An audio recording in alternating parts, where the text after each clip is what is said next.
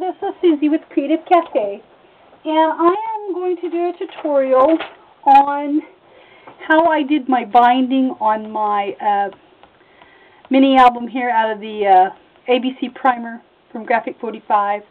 I'm going to show you how I did the binding here on the inside, and I will probably have to just do a couple of videos on maybe how I did the tags and things for you, because sometimes my videos get so long they're hard to get them uploaded. So the first one's going to be on the binding. So I used the 9x6 catalog envelopes is what I used, and depending on which way you want your flaps to go will depend on where you're going to mark for your little binder tabs.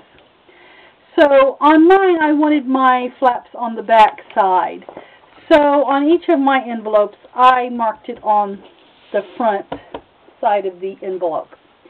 And what I did was I made the tabs, and they are a 1 inch by 3 1/4 inch.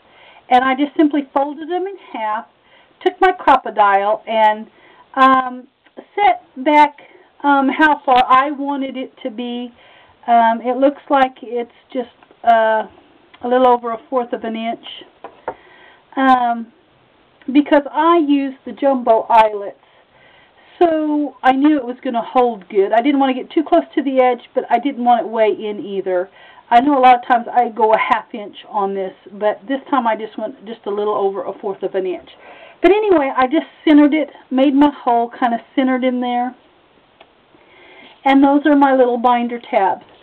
Then on my envelopes, I took my ruler and I measured in let's see, where is my pencil? I measured in right here 1 inch. So I actually should have went 1 and 2. I marked each inch is what I did. I went in 1 inch and marked each inch. So I've marked it at 2 and 3, 4 and 5, 6 and 7. And then, of course, my inch in here and my inch in here, which is just 1, 2, 3, 4, 5, 6, 7, 8. 8 inches in. I used 4. I believe I used 4. Let me see. Yeah. I used 4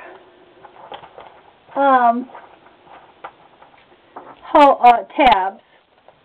And what I did was, after I went and marked my inch in, I took my ruler and I marked 1 inch going here and marked it, and then simply drew me a straight line across, because this is actually where I'm going to set my tab, right here. You know, well, actually it'll go in the 1 and 2. So my first tab, and if I can find my, here we go. I'm just going to use, I used my ATG gun actually, because I knew it was going to hold, because I'm actually going to paper over these tabs. So I just put it in between the 1 and 2, and then I have 1 inch here, and I inched them apart is what I did. And of course these don't have any holes on it in them, but pretend they do. And right there, and that's all I did. I simply just took them and went on my inch line in between my inches, and that just created my tabs for my binding, like that. So you just want to mark it 1 inch in, mark it 1 inch in, and you know, you might take your ruler and mark it in the middle at 1 inch and just draw you a straight line across. Once you've got your straight line across, just take your ruler, mark it at 1, 2, 3, 4, 5, 6, 7, and 8. And then that gives you 1 inch, inch, inch, inch, and inch apart. And since my tabs are 1 inch, you can just get them really good and straight by marking your lines. And anyway, once you have, whoops, and this is another thing that has to go under the flap. I click that. Once you've got them on, they're going to be papered over anyway. So, you know, by the time you get them papered over and get your eyelets in, you know, they're going to be pretty sturdy. They're not going to go anywhere. So anyway, that's how I did the binding on my little book, except for the covers.